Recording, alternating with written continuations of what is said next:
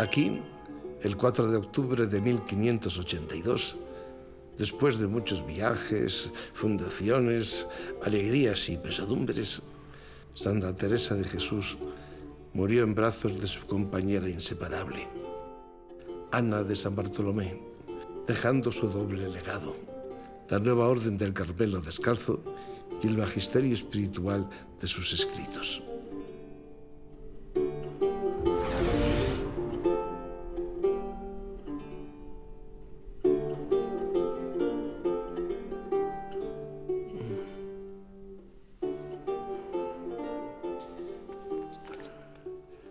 Al cruzar el umbral de la muerte, el rostro de Teresa de Jesús recobró la tersura de la juventud.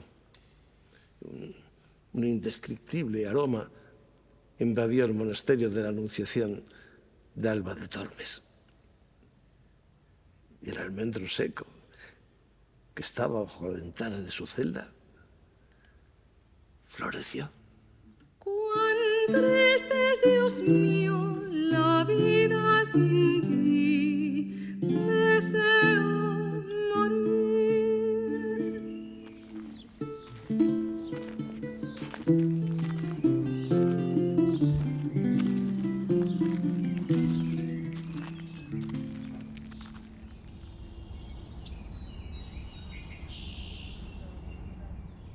Me llamo Ana. Yo para el mundo era Ana García Manzanas. En el Carmelo, Ana de San Bartolomé. Nací en un pequeño pueblo de Toledo, Almendral de la Cañada, y fui la sexta de 7 hermanos. Aunque mi familia era humilde, teníamos hacienda. Pero sobre todo, mis padres, que eran estimados y tenían crédito y opinión de mucha rectitud, nos sirvieron de ejemplo, acercándonos a Dios. En su autobiografía cuenta su infancia feliz hasta el fallecimiento de sus padres. Sus hermanos la enviaron entonces al campo a cuidar ovejas y allí despertó su espiritualidad. Creció muy unida a su prima Francisca, con la que pastoreaba y a quien desvelaba los mensajes de ese niño Dios que sentía crecer junto a ella. A los 10 años murieron mis padres y quedé muy afligida. Me enviaron a guardar ganado y el Señor me consolaba y los campos me eran deleites y los pájaros me recogían con su canto. Y muchas veces venía el niño Jesús y se me sentaba en las faldas y le hallaba allí cuando tornaba en mí. Ya adolescente, seguía con su alto ideal de vida espiritual, negándose a casarse. Tuve grandes estorbos para ser monja, porque mis hermanos me querían casar, presentándome a pretendientes y llevándome a fiestas. Jesús me miró y yo le miré, díjome yo por ti moriré. Un día se me apareció Jesús y me dijo: yo soy el que tú quieres y con quien te has de desposar. En ese tiempo, Ana soñó con un convento donde una monja le daba un vaso de agua. Y poco después llegó al Almendral de la Cañada un nuevo sacerdote que enseguida reconoció en ese sueño el primer Carmelo Descalzo fundado por Teresa de Jesús en Ávila e inició los trámites para que pudiera ir a verlo. Nada más llegar, reconoció la escena del sueño, pero su felicidad le duró poco, porque sus hermanos no aceptaron su ingreso en esa nueva orden, recién fundada por una carmelita, Teresa de Jesús, a la que muchos tachaban de loca y visionaria, y Ana enfermó gravemente. Para rogar por su curación, la llevaron a una ermita dedicada a San Bartolomé. Y entrando en ella, quedé sana del todo y con seguridad de que se cumplirían mis deseos. Por fin sus hermanos aceptaron su vocación y en gratitud al apóstol, que consideró siempre su intercesor, lo eligió para su nuevo nombre de Carmelita Descalza cuando ingresó en el convento de San José de Ávila, el 2 de noviembre de 1570. llamándose ya por siempre Ana de San Bartolomé.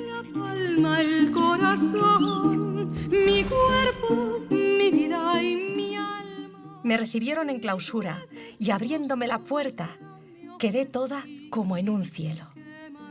Parecía que toda mi vida me había criado allí, entre aquellas santas. Oh pobreza, dadme consuelo o desconsuelo, dad vida dulce o dadme sol sin velo, ¿qué mandáis hacer de mí? Y Ana cumplió plenamente su sueño y se convirtió en carmelita de velo blanco, también llamadas hermanas legas o freilas, normalmente monjas dedicadas al servicio de la comunidad sin formación, mientras que las monjas de velo negro o de coro sí tenían formación y voz y voto en la comunidad. Pero el eje de la vocación de Ana era el servicio, y por eso eligió ser hermana de velo blanco.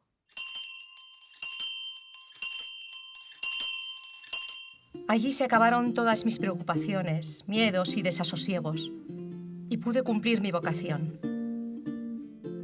Vivir para Cristo y servir y agradar a las hermanas en todo. Se encontró con Teresa en 1571, cuando ésta volvía de una de sus fundaciones. La empatía entre ambas fue inmediata. Teresa dijo: aunque sea novicia, llévenla a mi celda, que quiero que sea mi compañera. La vida de Ana San Bartolomé como religiosa es prácticamente inconcebible sin otra persona, que es Teresa de Jesús. Todo lo que haga y viva siempre está en paralelo o en imagen, siempre Teresa está presente. A Santa Teresa le encantaba que tuviera ese espíritu de servir a las demás, ¿no? Sabemos por las cartas de la Santa Teresa que tenía un gran respeto por la beata Ana. Ana era inteligente y rápida. No tenía miedo de los trabajos domésticos y estaba al servicio de Santa Teresa día y noche. Pero ambas estaban llenas de Cristo. Esa fue su gran unidad. Ana de San Bartolomé profesó el 15 de agosto de 1572. Como no sabía escribir, firmó su acta de carmelita descalza con una simple cruz.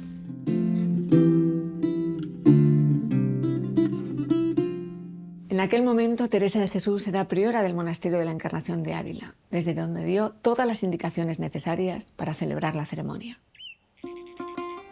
2 años después, Santa Teresa quiso que Ana la acompañase a fundar en Andalucía, pero su delicado estado de salud lo impidió.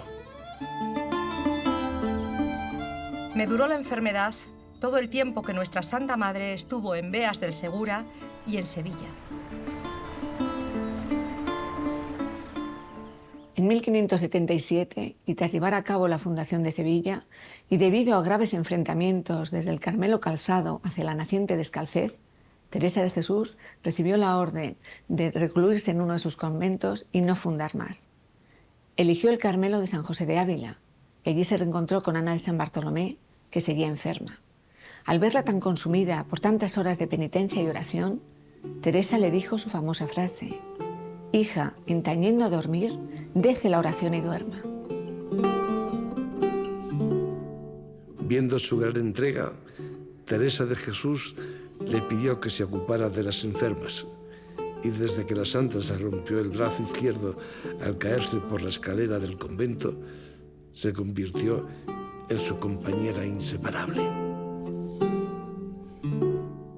Los 5 últimos años vivieron noche y día sin separarse prácticamente. Era enfermera, consejera, hacía de todo. Tan es así que escribir a Ana, una monja, o a Teresa era lo mismo. En este ejercicio de enfermera me dio el Señor tanta gracia, habilidad y salud, que viéndome la Santa Madre tan a propósito para servirla, me escogió y me llevó siempre consigo.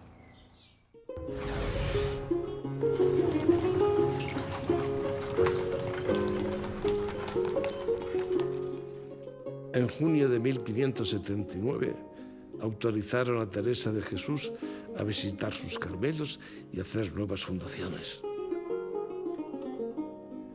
quiso llevar a Ana como compañera, que se convirtió también en monja andariega.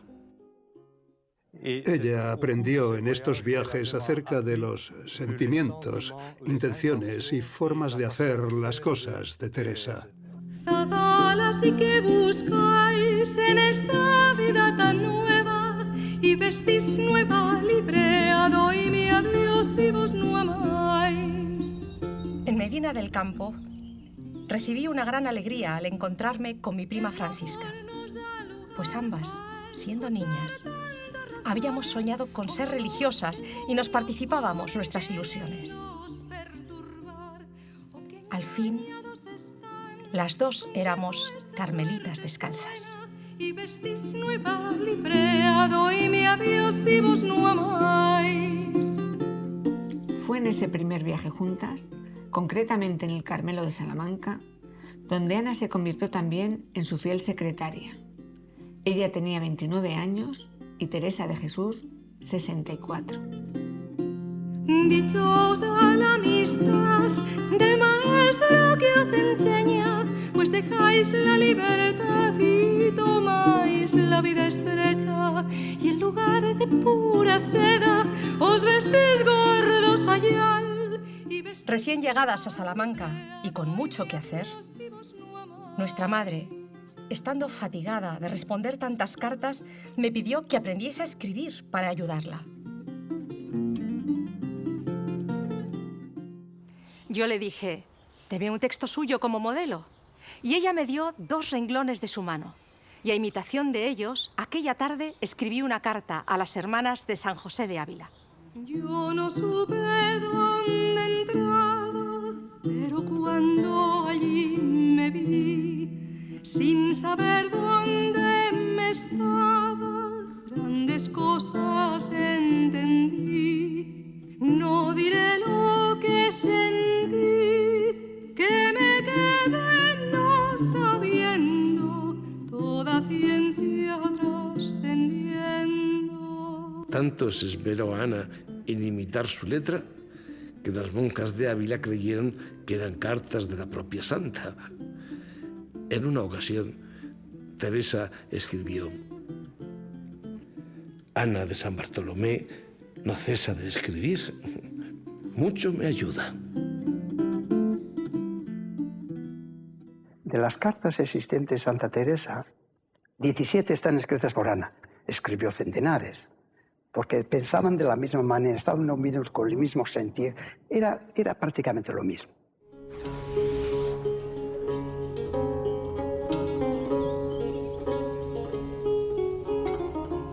Desde 1580, Ana participó en las 4 últimas fundaciones teresianas: Villanueva de la Jara, Valencia, Soria y Burgos.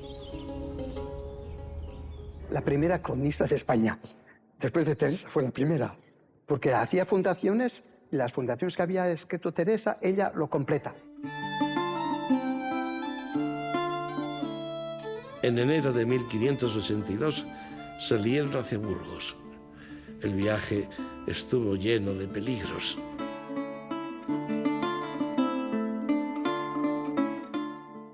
Superando muchas dificultades, Teresa de Jesús logró llevar a cabo su última fundación, que estuvo a punto de ser destruida por la gran crecida del río Arlanzón. Ante el grave peligro de la inundación, le aconsejaron abandonar el Carmelo, pero Teresa de Jesús eligió subir al Santísimo y a sus monjas a la primera planta, donde vivieron horas de angustia y estuvieron a punto de ser ahogadas. Finalmente la crecida pasó, pero el monasterio quedó muy derruido y tardó muchos meses en reconstruirse.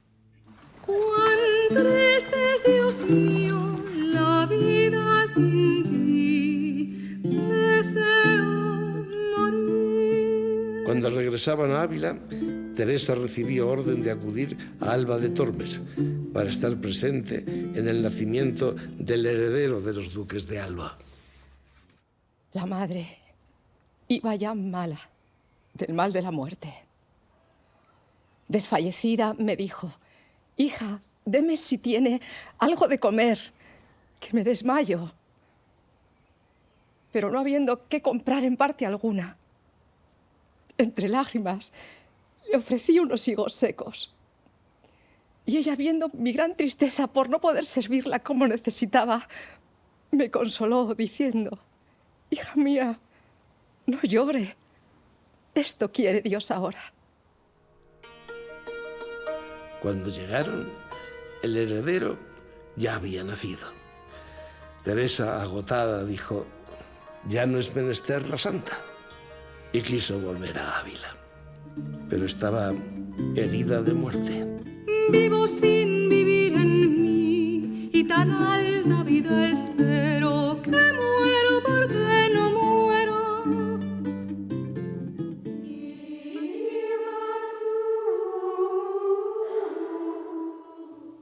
Los 5 días que estuvo en Alba antes de morir, yo era más muerta que viva. No me apartaba un momento de ella, porque en estarme allí la daba consuelo. Y el día que murió, que no podía hablar, la puse toda de limpio, tocas y mangas, y mirábase cómo estaba limpia, y por señas me lo agradecía.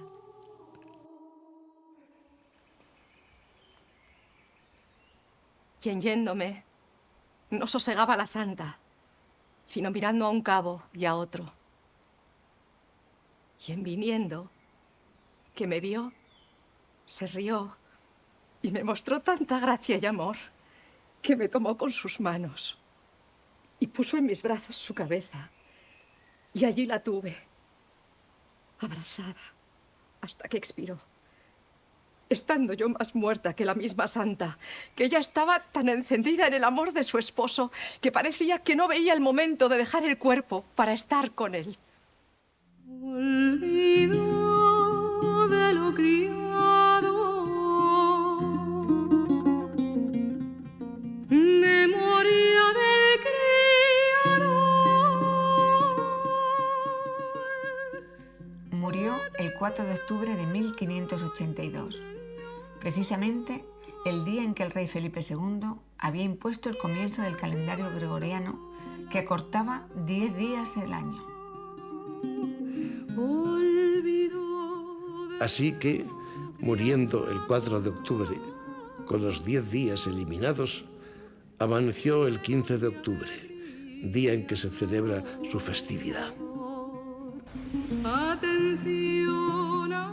Tras la muerte de Teresa, Ana regresó al Carmelo de Ávila, donde se convirtió en compañera y confidente de su priora María de San Jerónimo, como antes lo había sido de Teresa de Jesús. Ana de San Bartolomé acompañó a María de San Jerónimo durante su priorato en Madrid y en la fundación de Ocaña. 2 personas fueron claves en la expansión del Carmelo teresiano a Francia: Juan de Quintadueñas y Madame Cary. Juan de Quintadueñas era un francés de ascendencia española, entusiasmado por las obras de Santa Teresa, que sin duda puso la primera piedra en el largo camino de la llegada del Carmelo a Francia, pues él tradujo las obras al francés. Y Madame Cary, que impresionada por la lectura de las obras teresianas, puso todo su empeño para lograrlo e implicó a su círculo de amistades, entre ellos a la princesa de Longueville, que costeó la fundación y consiguió del rey Enrique IV, su primo, la autorización para llevarlo a cabo. También del futuro cardenal Berulle, a quien instó que eligiera en España monjas primitivas formadas por Santa Teresa para que fueran los pilares del Carmelo francés.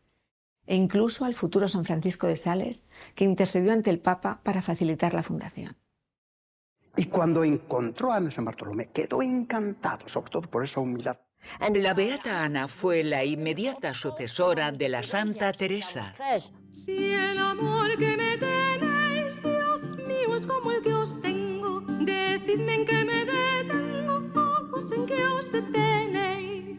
Ana de San Bartolomé no quería que le impusieran el velo negro de monja de coro, necesario para ser priora y fundadora, y sobre todo, no quería abandonar la dirección espiritual de los frailes carmelitas por la de los sacerdotes franceses.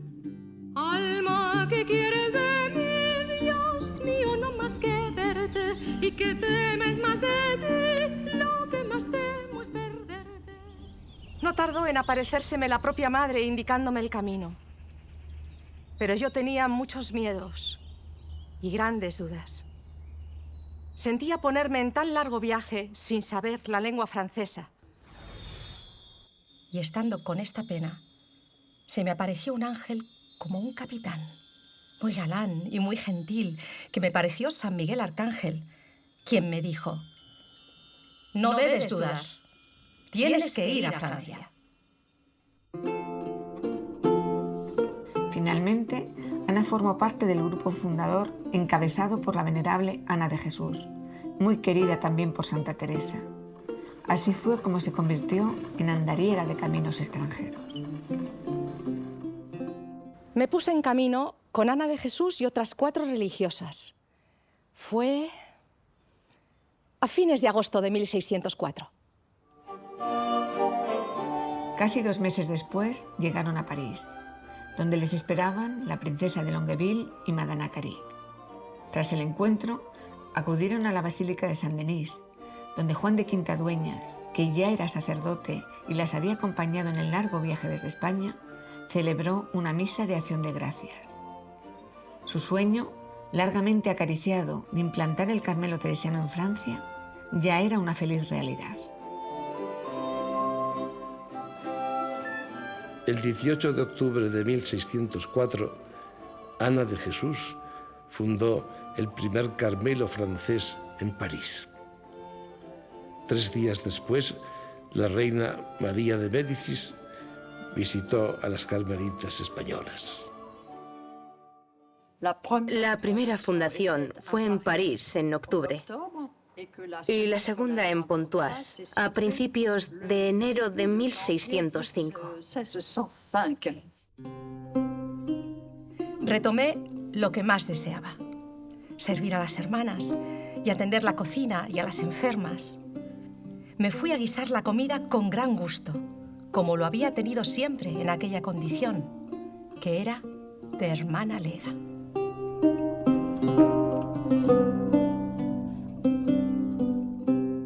Pronto el Carmelo atrajo nuevas vocaciones y fue necesaria una segunda fundación en Francia.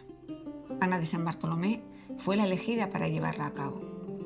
Para ello, Pierre Bérulle le impuso el velo negro de monja de coro que tantas veces había querido imponerle Santa Teresa y ella había rechazado. Pero era necesario para ser fundadora y priora. El lugar elegido para esta nueva fundación fue Pontoise, villa natal de Madame Cary, muy cercana a París. Antes de llegar a Pontoise, apareció una gran procesión para acompañarlas, recogerlas y traerlas triunfalmente con trompetas y fuegos de artificio.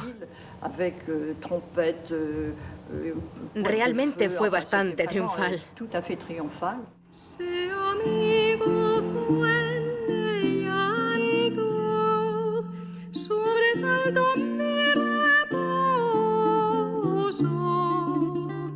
Mi sosiego doloroso y mi bonanza el quebranto. Aquí iba a ser priora y enseñar el carisma de Teresa de Jesús viviendo con total hermandad.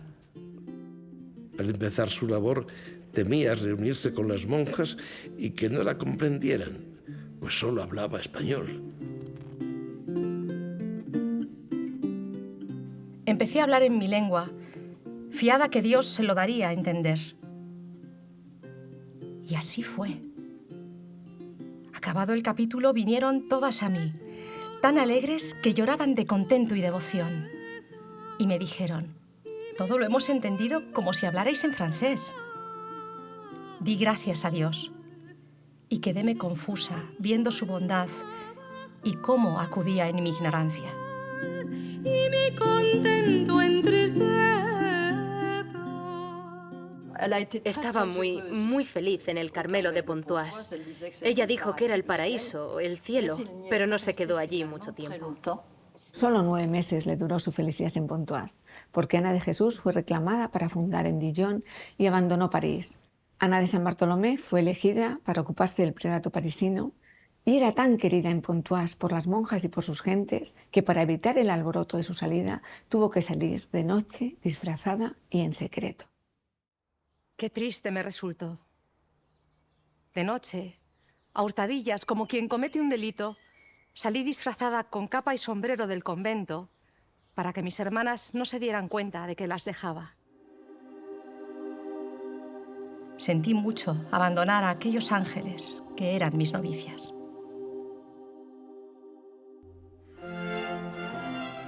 Al poco de llegar a París, ingresaron en el Carmelo 2 damas protestantes de la corte de la reina María de Médicis, que lloraba al verlas tomar el hábito, pues las quería mucho.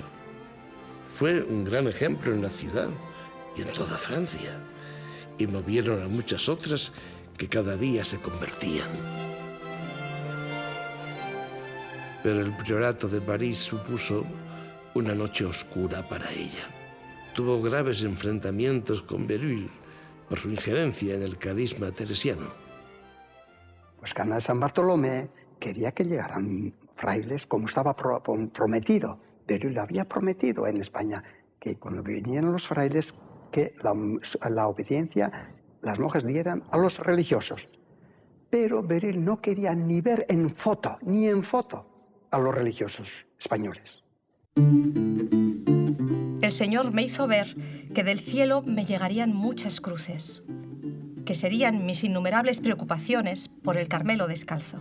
Si ves mi pastor, háblale llorente, dile mi dolor, mira si lo siente. Pierre de Berulle cambió de parecer, negándose a que los padres carmelitas vinieran a Francia. Fue un gran disgusto para nosotras. Pasé años muy difíciles. Mi alma andaba como en una noche oscura. Estuvo 1 año y medio en una noche oscura, no, sino oscurísima. En ese tiempo de tribulaciones, compuso uno de sus más bellos poemas al estilo teresiano. Si ves mi pastor, háblale llorente, dile mi dolor, mira si lo siente. Ella era muy firme en sus convicciones, pero fue algo verdaderamente duro. Y solo mejoró tras irse a Tours para hacer la fundación. En Tours había muchos protestantes muy opuestos a la llegada de las monjas carmelitas. Un día, desde la casa vecina de un protestante, hicieron un agujero en la tapia del jardín para robarnos gallinas. Yo lo cerré, no queriendo darle importancia al asunto. Aquel vecino no solo quedó muy confundido por tenerle como honrado, sino que tiempo después se convirtió al catolicismo y decía: estas teresianas que no queríamos nos han de convertir a todos a la fe. Los enfrentamientos con Berulle continuaban y Ana solo veía una alternativa: marcharse a Flandes. Flandes estaba bajo la soberanía de la infanta Isabel Clara Eugenia y de su esposo el archiduque Alberto de Austria. Había sido el regalo de boda del rey Felipe II a su hija, confiando en que con la cesión de esas tierras y un gobierno propio cesarían los conflictos contra el gobierno español. La infanta, intentando enraizar la fe católica y parar el avance protestante, reclamó la presencia de varias órdenes religiosas, especialmente la del Carmelo teresiano. Y Ana vio el cielo abierto cuando le pidieron fundar en Amberes. La infanta y su esposo querían conocer a la hija bien amada de Santa Teresa y le pidieron que de camino parara en el palacio de Mariemont. Y es así como se produjo el encuentro entre estas 2 mujeres tan importantes en la vida de la época en Flandes. De allí, Ana de San Bartolomé se dirigió al Carmelo de Bruselas, fundado pocos años antes por su compañera Ana de Jesús, y fue recibida como recibían a Santa Teresa en las fundaciones, con capas blancas, velas encendidas en las manos y cantando un Te Deum.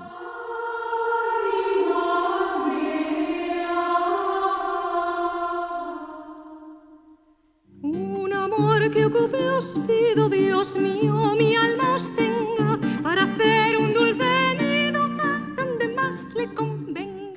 Cuando el 6 de noviembre de 1612 Ana de San Bartolomé fundó el Carmelo de Amberes, que puso bajo la tan teresiana advocación de San José, seguía en pie la tregua de los 12 años, que había sido firmada para buscar un acercamiento entre protestantes y católicos. Él llegó a Amberes en un momento muy importante en la historia de la ciudad, de la sociedad y también de la Iglesia. Y ella había tenido visiones como que iba a hacer luz en aquella tierra. Y efectivamente, Ana San Bartolomé, en los 14 años que vivió, fue una auténtica luz, tanto en la sociedad, sino en los conventos, que tenía una irradiación tremenda, todos los conventos de Europa. Lo escribían todos.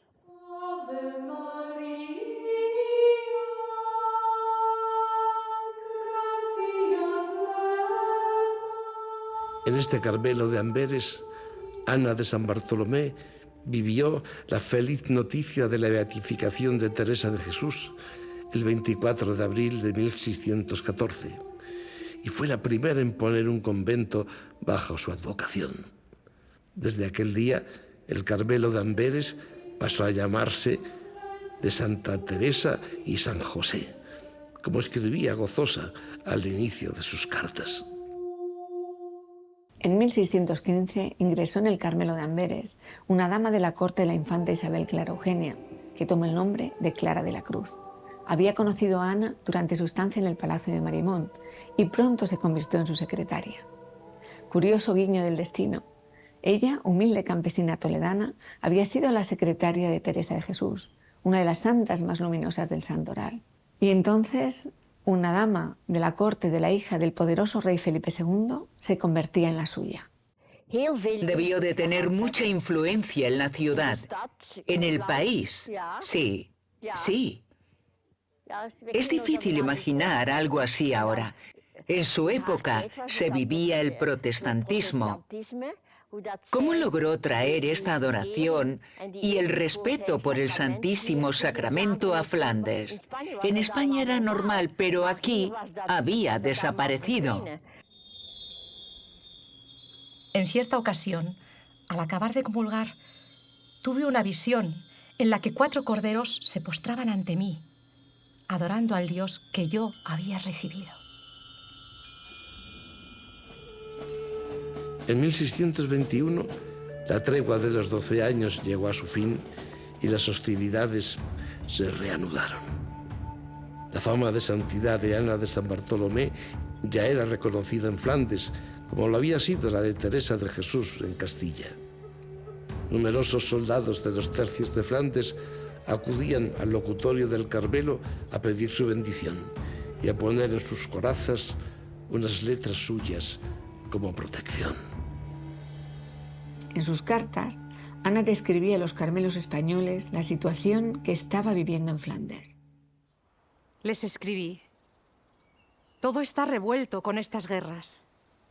Y es lástima lo que pasa en todas partes. Aquí estamos cada día en alarma. Mas hasta ahora, Dios nos ha guardado. Escribió bastante sobre recuerdos históricos. Y cartas, pues innumerables, miles. Yo calculo que habría escrito en su vida unas 15.000 cartas. En 1622, los protestantes asaltaron Amberes, pero se consideró vencido el peligro gracias a las oraciones de Ana. No cure el llorente de buscar razón para ver qué es Dios aqueste garzón. En su autobiografía, relató que se sintió alertada interiormente de que algo grave sucedía y despertó a la comunidad para orar por la ciudad. Esa noche, sin conocer la traición, me dio gran miedo y me puse en oración. Se me cansaron los brazos, pero una voz me dijo: no es hora, tenlos en alto. Y así estuve hasta el amanecer, cuando sentí que estaba hecho lo que se pedía. Al día siguiente supo que mientras rezaba la noche anterior, se había levantado una gran tormenta y se heló el río, quedando atrapadas las barcas y sus atacantes.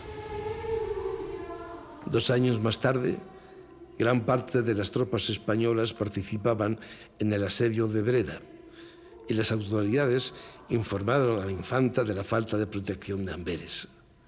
Isabel Clara Eugenia contestó: «De esa villa no tengo ningún cuidado, porque estoy más segura con la defensa de las oraciones de la madre Ana de San Bartolomé que con cuantos ejércitos allí podría tener».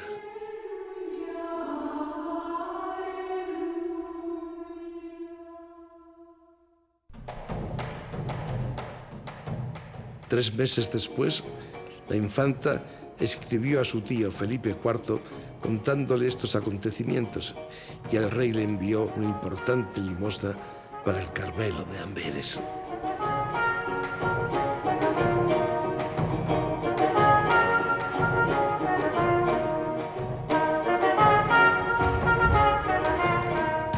Finalmente, en junio de 1625, se produjo la rendición de Breda. La gran victoria española sobre los ejércitos protestantes fue magistralmente inmortalizada por Velázquez en su famoso cuadro de las lanzas. Aunque aún era peligroso desplazarse por aquellas tierras, la infanta quiso ir a Breda. De camino, paró en el Carmelo de Amberes para ver a Ana de San Bartolomé, que desde hacía tiempo era su confidente y consejera. Internamente tenía mucha influencia, sobre todo en la infanta. No es que constantemente estuviera consultando con ella, sino en los momentos importantes sabía que oraba por ella. Cosas importantes estaban en comunicación, cosas importantes, por cosas pequeñas no.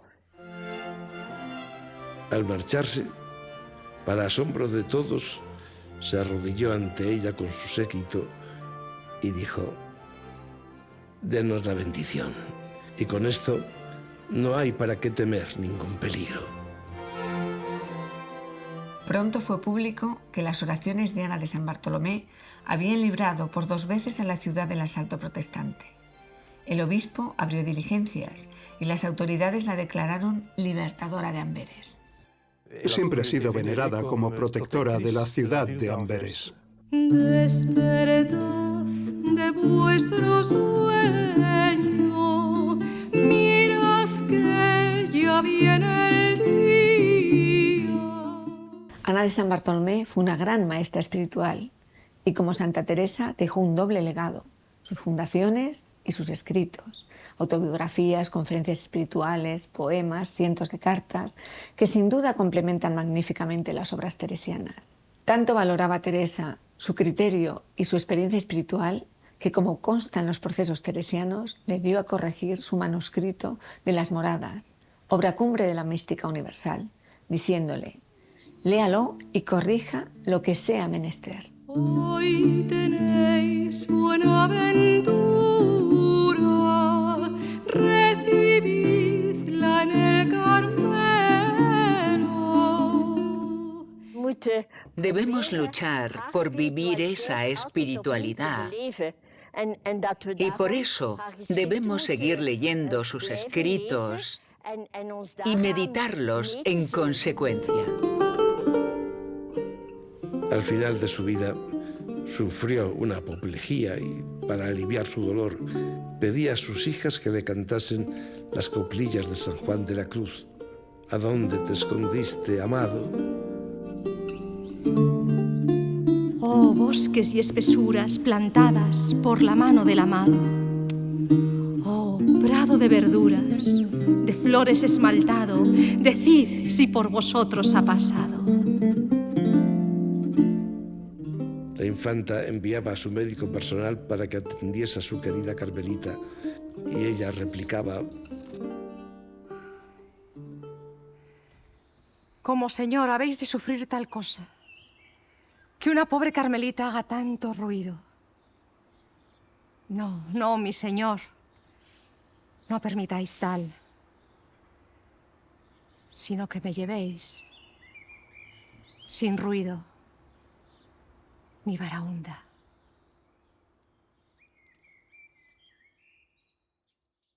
Que muero porque no muero. Y se cumplió su deseo. La muerte le llegó de forma repentina el domingo 7 de junio de 1626. Estaba acompañada por sus hijas, su confesor y el médico de la comunidad. En mi tal pasión, ver a Dios mi prisionero, que muero porque no muero. Ana de San Bartolomé pidió una reliquia de su Santa Madre que la acompañó en sus últimos momentos. Espero que muero porque no muero. La gente, poco después de su muerte, venía a venerarla. Se la consideraba una santa. Pobres y ricos acudieron al Carmelo a dar su último adiós a la hija de Santa Teresa de Jesús. Se pasaron miles de rosarios por su cuerpo para venerarlos como auténticas reliquias. La infanta envió a su confesor, Fray Bartolomé de los Ríos, para oficiar el funeral en presencia del obispo y de las autoridades de la ciudad. Y 8 días después, Bartolomé de los Ríos volvió a predicar en otro funeral presidido por la infanta en la Catedral de Bruselas. El famoso fraile Agustino dijo: parecía más un día de fiesta de canonización que de memoria de muerte. Uno de los milagros que llevaron a Ana de San Bartolomé al honor de los altares, a la beatificación, fue protagonizado por la reina María de Médicis. La reina padecía fiebres tifoideas y estaba desahuciada, y se curó repentinamente al ponerle la capa blanca de la venerada carmelita. Dos palomas vuelan hoy con un vuelo soberano hasta el nido del amor, a donde se han reposado. Fue beatificada el 6 de mayo de 1917, en plena Primera Guerra Mundial.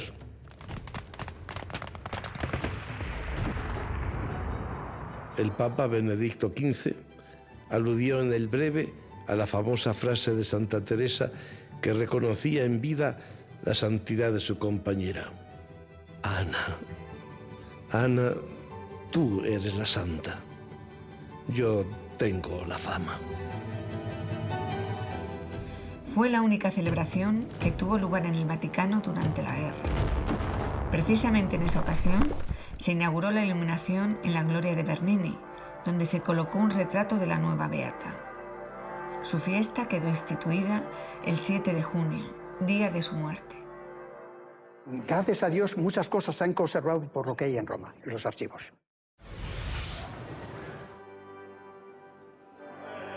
En octubre de 2012, con motivo del 4º centenario de la fundación del Carmelo de Amberes, hubo una gran celebración en la ciudad. La urna, con los restos de Ana de San Bartolomé, procesionó desde el Carmelo de Santa Teresa y San José hasta la catedral, donde el obispo presidió la celebración.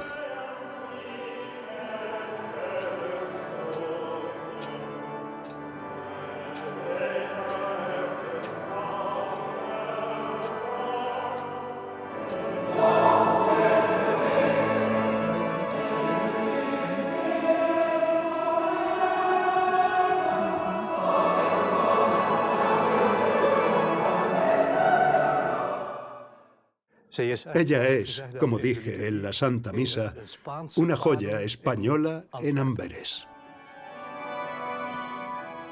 Monjas carmelitas de varios conventos europeos recibieron permisos extraordinarios para acudir a venerar a la beata.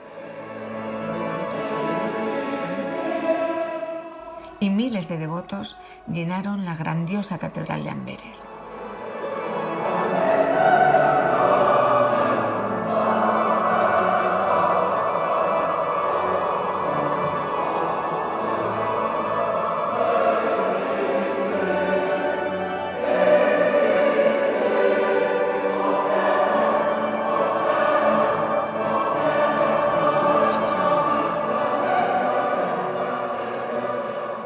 La más ella misma, la más Teresa misma, será Ana, yo no tengo duda ya.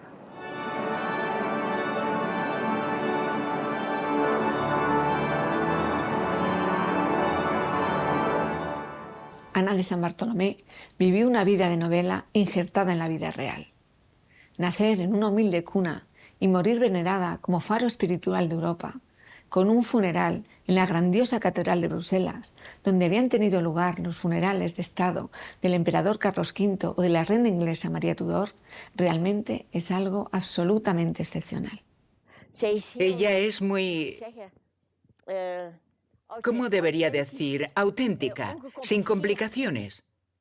Creo que eso es muy atractivo. Ana de San Bartolomé fue una mujer extraordinariamente espiritual que ha dejado escritos de los cuales emerge su vida profundamente religiosa. Oramos para que ella nos proteja y nos mantenga por encima de todo en fidelidad y santidad. 3 hechos han contribuido decisivamente a actualizar la figura de Ana de San Bartolomé y a relanzar su proceso de canonización. La revisión y publicación de sus obras, llevada a cabo por el padre Julen Urquiza, gran especialista en su figura, así como la publicación de la biografía Una carmelita en Flandes, escrita por Belén Juste y Sonia Rivas Caballero, que da título al documental. ¿Quién os trajo acá, doncella? También la grabación de los poemas de Teresa de Jesús, Juan de la Cruz y Ana de San Bartolomé sobre melodías del siglo XVI, tal y como ellos mismos hicieron, conformando recitales teresianos de gran éxito. Y como no, el maravilloso cuadro Y el almendro floreció, que la pintora Isabel Guerra, de reconocida trayectoria internacional, ha dedicado a la muerte de Teresa de Jesús en brazos de Ana.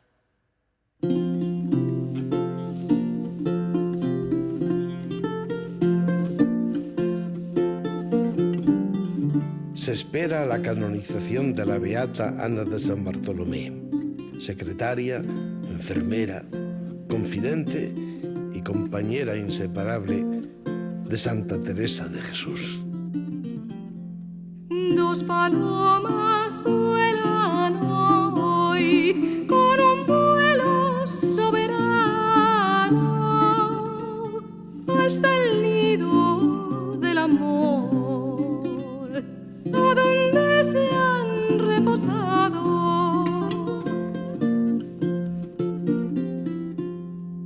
En el nido se han entrado buscando ya su vivir, porque más quieren morir que vivir lo acostumbrado.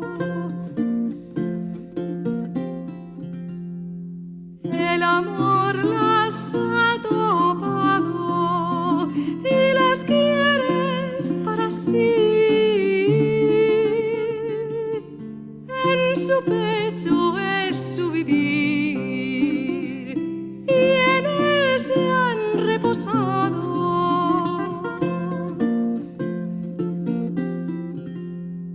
En este vuelo tan alto que les ha dado la fuerza,